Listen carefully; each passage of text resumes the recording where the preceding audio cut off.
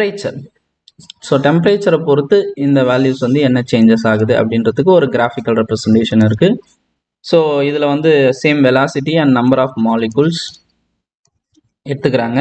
ஒரு பர்டிகுலர் டெம்பரேச்சரில் வந்து பார்த்திங்கன்னா மெஷர் பண்ணும்போது we are getting a curve like this. டெம்பரேச்சரை இன்க்ரீஸ் பண்ணும்போது நமக்கு கர்வ் வந்து இப்படி வருது.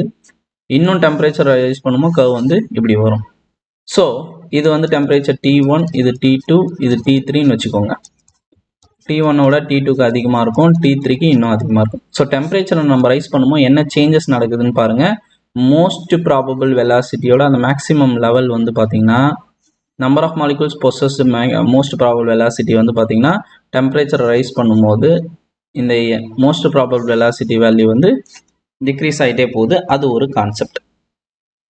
மோஸ்ட் ப்ராபபிள் வெலாசிட்டி பொசஸ் பண்ணக்கூடிய number of molecules value decrease ஆகுது. ஒய் ஆக்சிஸில் தானே குறைஞ்சிக்கிட்டே, இந்த மேக்ஸிமம் லெவல் ஒய் ஆக்சிஸில் குறைஞ்சி